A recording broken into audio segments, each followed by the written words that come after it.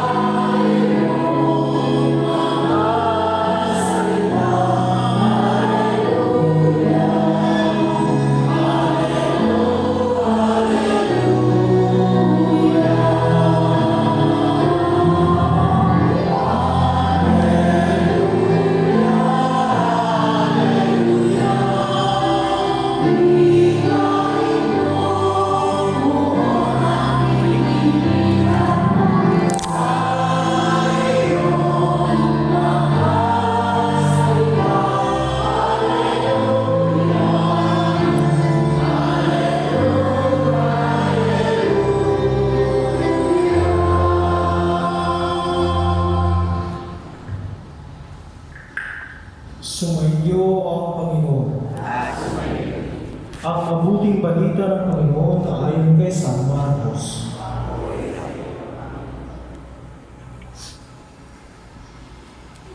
Noong panahon iyon, mula sa sinagoga, si Jesus ay nagtuloy sa bahay ni Andres at Simon. Kasama niya sina Santiago at Juan. Nararakay noon ang biyanan ni Simon Pedro dahil sa matinding lagnat. At ito'y agad nilang sinabi kay Jesus. Nilapitan ni Jesus ang babae, hinawakan sa kamay at ibinangon. Noon di, inibsan ito ng lagnat at naglingkod sa kanila. Pagkalubog ng araw, dinala kay Jesus ang lahat ng may sakit at ang mga inaalihan ng demonyo. At nagkatipo ng buong bayan sa may pintuan ng bahay. Pinagaling niya ang lahat ng maraming may sakit, anuman ang kanilang karamdaman, at nagpadaya siya ng mga demonyo. Hindi niya hinayaang magsalita ang mga ito, sapagkat alam nila kung sino siya. Madaling araw ay bumangon na si Jesus at nagtungo sa ilang napuo at nanalangin. Hinanap siya ni Simon at ng kanyang mga kasama. Nang siya'y matagpuan, sinabi nila, hinahanap ko kayo ng lahat. Ngunit sinabi ni Jesus, kailangan pumunta rin naman tayo sa mga kalaking bayan upang makapangaral ako noon. Ito ang dahilan ng pag-alis ko sa Capernaum. At nilibot niya buong Galilea at nangangaral sa mga sinagoga at nagpapalayas ng mga demonyo. Mga kapatid, ang mabuting balita ng Panginoon.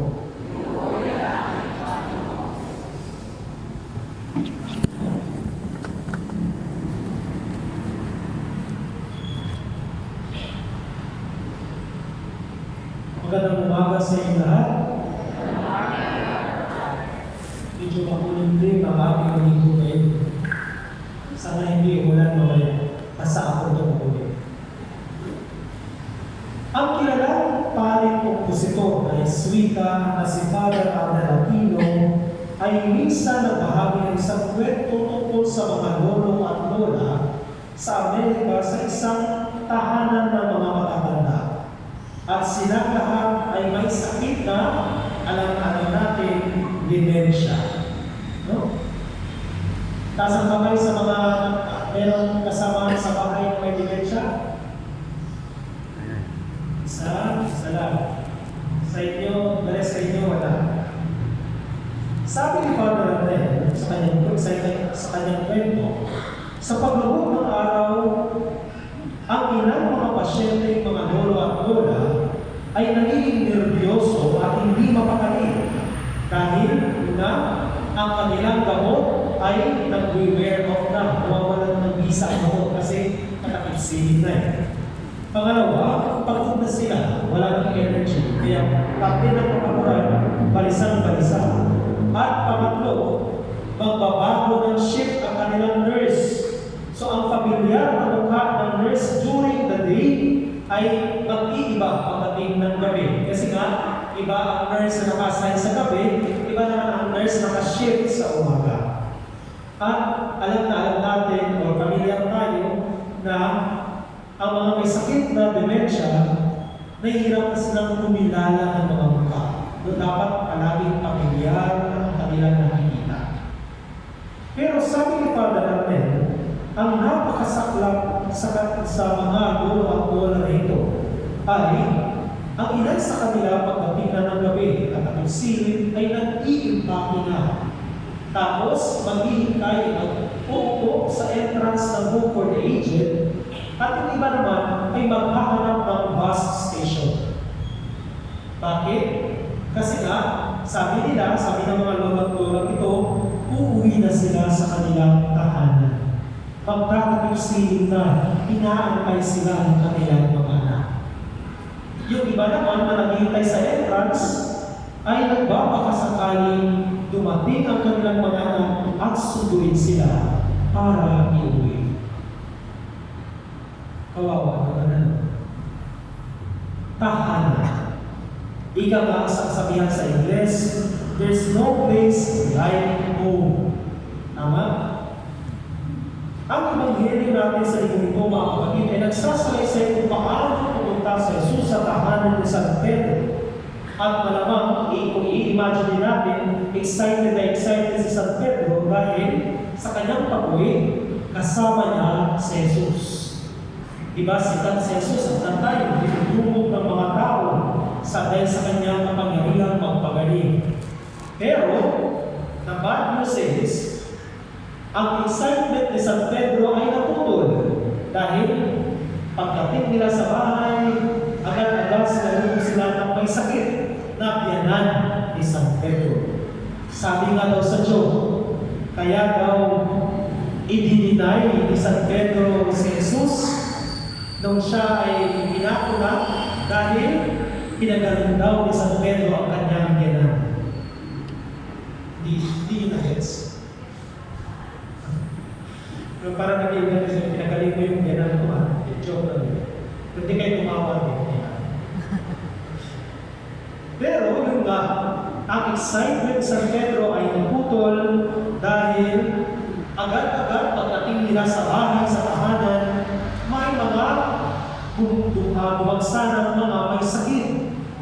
At kung iisipin natin, buong araw si Jesus na nagpapagaling at nagpipreach, nagpapahayag sa salita ng Diyos sa mga sinagoga. At pagdating niya sa tahanan ni San Pedro, ini-expect niya kakain na siya ng hapunan. Pero, hindi yun nangyari. Anong ginawa ni Jesus? Base sa Ebanghelyo, pinagaling niya muna ang mga may sakit.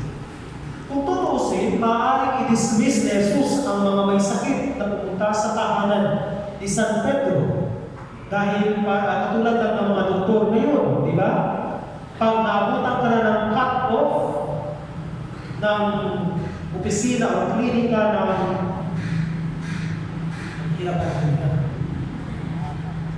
pag naabutan ka na ng cut-off sa opisina o sa klinika ng doktor o sa isang ospital, sasabihan ka ng sekretary, wait, last ka na, kayo bukas na, balik na lang kayo bukas. Dahil cut-off na. Maaaring gawin yun, Jesus, pero hindi niya ginawa. Bakit? Dahil naiintindihan na uunawaan ng ating Panginoon ang paghihirap ng mga tao na kapila sa bahay ni San Pedro.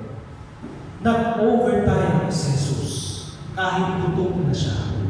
Dahil katulad niya, ang mga ito ay naglalayag din makauwi sa kanilang mga tahanan at makakain ng hapunan. Malamang marami sa kanila ay pagod na sa paglalakad. Diba kasi sa panahon na iyon, walang jeep.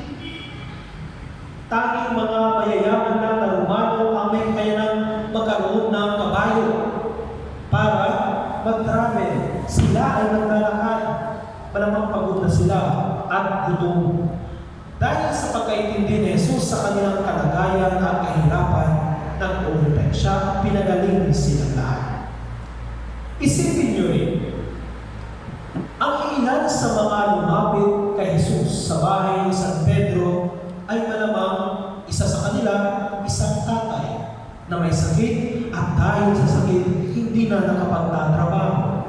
Nung siya'y gumaling at pinagaling ni Jesus, malamang sa pag-uwi niya, sasabihin ng kanyang anak, "Ala, hindi na tayo magugutom, may work na si Papa." O, ang iilan sa kanila, malamang ay isang nanay, kalong-kalong ang kanyang anak na sampol na may sakit. At nagpupumilit sa gitna ng madla ng mga may sakit para lang makalapit kay Jesus at makatanggap ng kagalingan. At nang tumaling ang kanyang anak, malamang buong saya siya na nagsaya kasama ang kanyang asawa dahil ang kanilang baby na sanggol na maaaring mamatay ay nagkaroon ng bagong buhay dahil kay Jesus. O malamang ang isa sa kanila ay isang nanay na may keto at alam natin sa panahon ni Jesus na pag ikaw ay ketongin, isiseparate ka sa komunidad. Papatalahin ka sa bundok malayo sa mga taong walang keto para hindi ka makahawa. So malamang ang nanay na ito na may keto sa kanyang pag-alis sa bahay, maliit pa ang kanyang mga anak na iniwan niya. Kaya siya'y gumaling. Uuwi siya sa kanyang bahay, madadatnan niya ang kanyang mga dating maliliit na anak. Malalaki na, binata at dalaga na. At sila ang matagal niyang gustong mayakap sa ilang taong nawala siya sa kanila dahil lamang sa luhang karamdaman.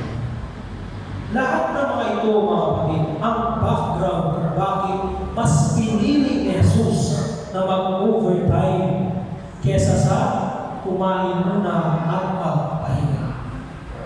Naiintindihan ni Jesus, naiintindihan ng Diyos ang paghihirap ng tao, ang ating paghihirap. Kaya, ninais niya na pagalingin sila para lahat sila ay makauwi sa kanilang mga tahanan na masaya at kayapa. Pero, alam din naman natin na ang pag-uwi sa ating bahay, sa ating mga tahanan ay hindi palaging masaya. Tama? Minsan, uuwi tayo, masakit ang ating dibdib o may mabigat na kalooban. Dahil malamang, may mga bayaring hindi pa nababayaran, may bill sa kuryente at tubig, tapos hindi na sapat ang sweldo, o hindi naman may kagaling kang na pamilya, hindi mo nakakausap ang iyong kapatid o ang iyong magulang. Pabigat ang iyong kalooban sa pag-uwi sa tahanan. Pero mga kapatid, pinaalalahanan tayo ng Ebanghelyo ngayon na dapat kahit sa kabila ng mga problema sa buhay at mga broken relationships, dapat umuwi tayo sa tahanan, may dalang kasiyahan at kapayapaan. Pero bago yan mangyari, pinaalalahanan tayo ni Jesus na lumapit muna sa Kanya at Kanyang pagalingin. Tanging katulad ng mga lumapit ng mga may sakit sa Ebanghelyo sa tahanan ni San Pedro at lumapit sila kay Jesus, tanging lamang ang pag-uwi. Magagaranti lamang ang pag-uwi natin sa ating mga sariling tahanan na mapayap, masaya pag tayo dumaan muna kay Jesus para pagalingin. We need the healing power of Jesus para uwi tayo matiwasay at masaya sa ating pamilya. Kaya isipin natin at alalahanin isang-isang sa ating paglapit at pagpila sa pagtanggap ng banal na komunyon, manalangin tayo ng taos-puso kay Jesus at sabihin natin sa Kanya, Panginoon, pagalingin mo ako kung sa anumang karamdaman o problema meron ako para sa aking pag-uwi sa aking tahanan, masaya at mapayapa ako uuwi. Ang tahanan, mga kapatid, ay kung saan nagahari ang pagmamahal at kasiyahan. Ang tahanan ay lahat ng mga bagay na nagpaparamdam sa atin na tayo ay tanggap at mahal. Ang tahanan ay hindi lamang kailangan isang bahay. Maaring natin tawagin tahanan ang ating pamilya, mga tao, kaibigan, di ba? Mga kaibigan na mauuwian. At pinakamahalaga sa lahat, maaari natin tawagin tahanan ang Diyos. Ang Diyos ay ang pinakamapagmahal at natatanging nating tahanan sa lahat. Kaya tumuloy tayo umuwi at manahan sa tahanan na walang iba kundi ang Diyos. Bilang pagtatapos, mga kapatid, ang Diyos ang ating tunay na tahanan. Palagi natin ang makatandaan. Kaya kumapit tayo kay Jesus at manahan tayo sa Kanya. Siya na ating natatanging at mapagmahal na tahanan. Pagpalain naman tayo na makapangyarihang Diyos. Magsitayo mo tayo. natin ang ating pananampalataya. Sumasampalataya ako na may gawa ng langit at lupa. Sumasampalataya ako kay Kristo na iisa ng Diyos. Ngayon natin lang, nagkatawang tao siya ng Espiritu Santo. Pinaganak ng Santa Maria Rey, pinapakasakin ko siya nila, ibinako sa krus ng matayan, ng may ima, na may tatlong araw sa buhay ng mga muli, umakyat sa langit na bubulog sa kanan ng Diyos ng mga kapangyarihan sa lahat. Noong magmumula ang pagilito at hukom sa buhay at nangamatay. Sumasampalataya naman ako sa Diyos, Espiritu Santo, sa banal na simbahan Katolika, sa samahan ng mga banal, sa patawaran ng mga kasalanan, sa pagkakuha ng muling ng matayang tao, at sa buhay na walang hanggan. Pinagkalooban tayo ng Ama ng bagong buhay sa pamamagitan ni Jesus, na pumarito upang magpagaling, magpatawad at mag-alay ng kanyang buhay sa lahat. Buong pagtitiwala natin sabihin, Panginoon, tingin mo ang iyong bayan.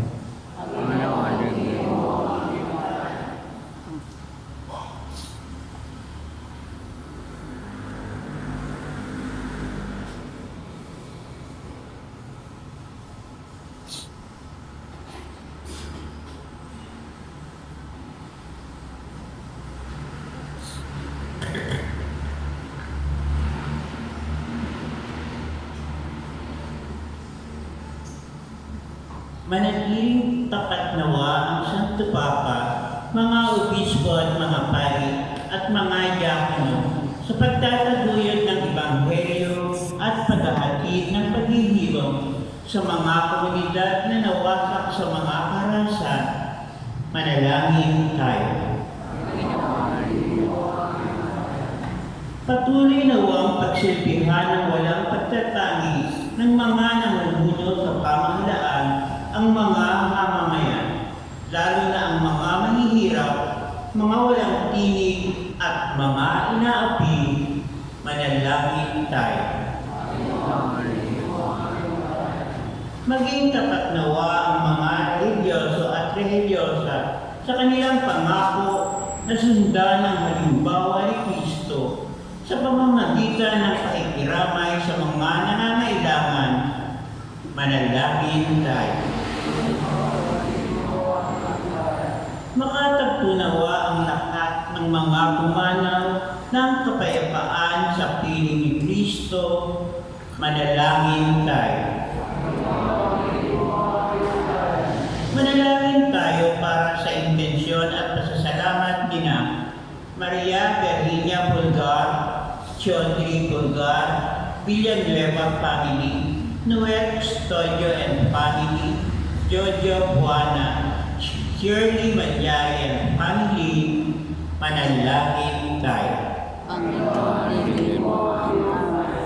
Manalangin tayo para sa kagalingan nina Suez Maria Sep, Celine Tabas, Javier Raton. Manalangin tayo. Manalangin tayo para sa kaluluwa nina Medardo, Emiliana, Lourdes, Arcadio, Raul, Joboy, Maribig, Violeta, Luis, Nilda, Enrique, Gregorio, Gloria, Ania, Pelageo Jr., Raquel, Crispina, Yulalio, Lolo at Lola, Pedro, Rodolfo, Tiana Marie, Baby Angel, Rosalie, Vicente, Miriam, Francisco, Berto, Junior, Marlon, Romeo, Serge, Georgia, Angel, Hermana, Carpentino, Celeste, Lucia, Eusebio, Evelyn, Francisco, Felisa, Yomar, Beatriz, Leopoldo, Santiago, Francisca, Alberto, Julieta, Jesus, Perpetua, Cipriano Sr. Jr., Constancia, Epimaco, Maria Ligaya, Simon, Anselma at Vicenta, manalangin tayo.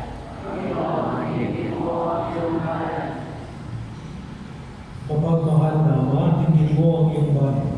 Bigyan mo kami ng lakas at tapang na tanggapin ang iyong paanyayang ipahayag ang pag-aari mo sa pamamagitan ng aming mga salita at mga gawa, alang-alang kay Kristo ang aming Panginoon.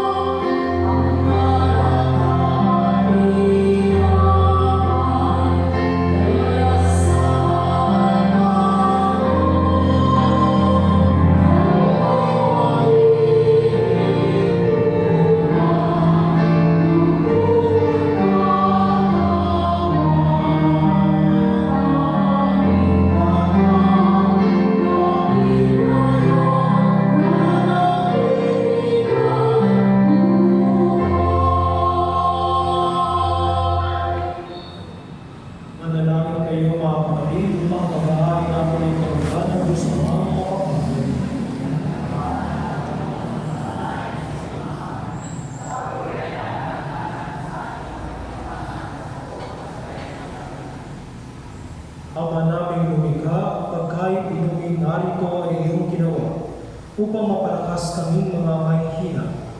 Ipagkaloob mo ito ay aming mapagsaluhan bilang pakikinabang sa buhay mo magpakailanman. Sa pamamagitan niya sa Kristo kasama ng Espiritu Santo, magkasawala ang hanggan. Sumainyo ang Panginoon. Itaas sa Diyos ang iyong puso at diwa.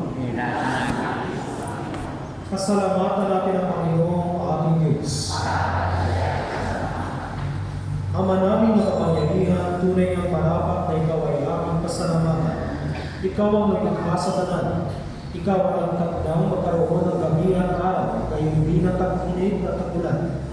Ikaw ang humubog sa tao bilang iyong kawangis na mapagkakatiwalaang mga kasiwa sa daigdig. Ikaw ay pinaglilingkuran sa pagganap sa pananagutan ng iyong pinagtitiwalaan sa pamamagitan ng anak mo, mahal. Kaya kaysa ng mga anghel na nagsisiawit ng papuri sa iyo nang walang hukay sa kalangitan, kami nag-ubod sa iyong kadakilaan.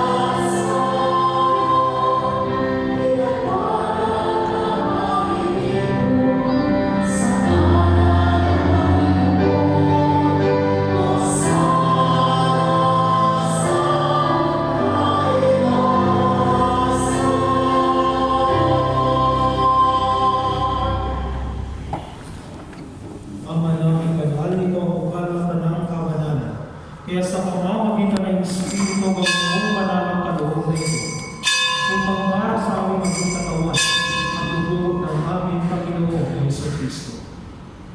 Bago niya pinag-isang pusang loob ng mundo, hinawakan niya ang tinapay, pinasalamatan niya, pinagkatihati niya yun, pinabos sa kanyang mga alagad at sinabi, "Tanggapin ninyong lahat ito ang ano, ito ang aking katawan na ihahandog para sa inyo."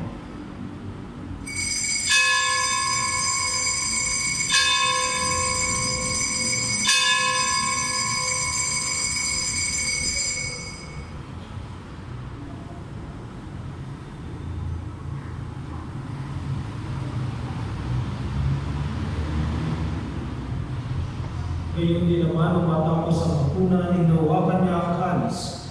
Muli kanyang pinasalamatan, ninabot niya ang kalis sa kanyang mga alagad at sinabi, "Tanggapin ninyong lahat ito at inumin. Ito ang kalis ng aking dugo ng bagong walang hanggang tipan. Ang aking dugo na ibubuhos para sa inyo at para sa lahat, sa kapagpapatawad ng mga kasalanan. Gawin niyo ito sa pag-alala sa akin."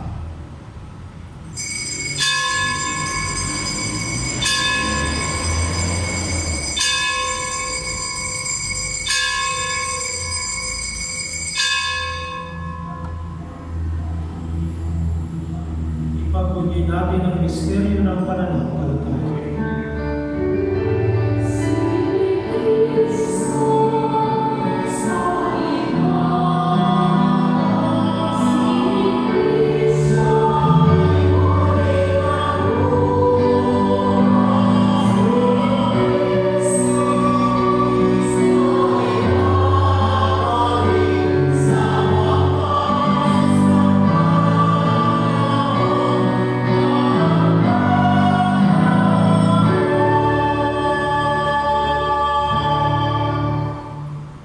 Ama, ginagawa namin ngayon ang pag-alala sa pagkamatay at muling pagkabuhay ng iyong anak.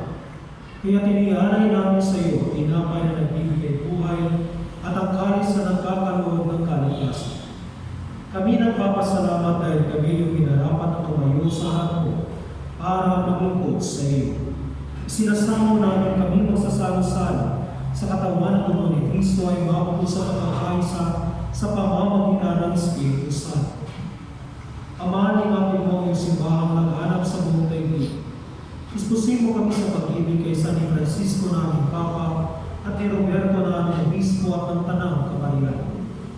Alalahanin mo rin ang kapatid naming nahit-nahit ang may pag-asang sila ay muling mabubuhay, gayon din ang lahat ng mga pumanaw. Kaawaan mo sila matalihin sa iyong kaliwanagan. Kaawaan mo pagtapapin kaming lahat na makasalo sa iyong buhay na walang bukas.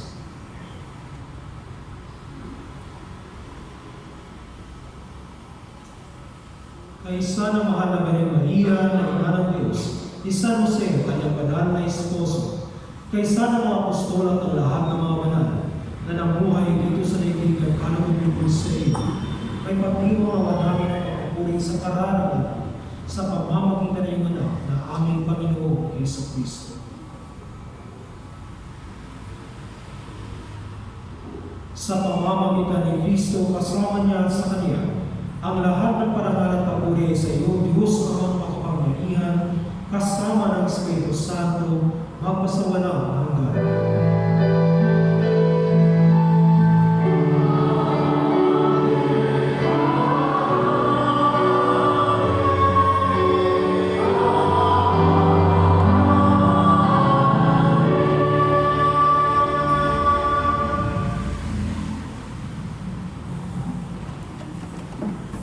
Sa tagubilin ng mga nagagaling na utos sa tulong ni Jesus na Panginoon natin at Diyos, ipahayag natin ng lakas o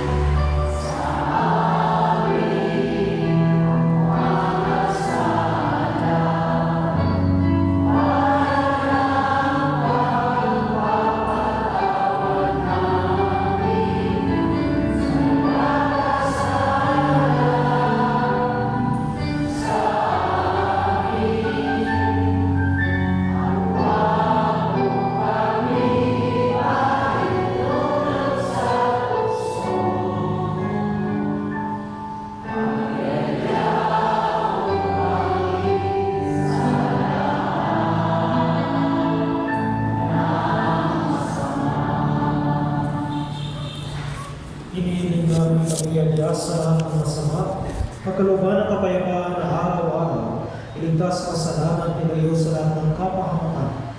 Samantalang aming pinanalangin ka ng dakilang araw ng pagpapahayag ng tagapagligtas namin si Yesu Cristo.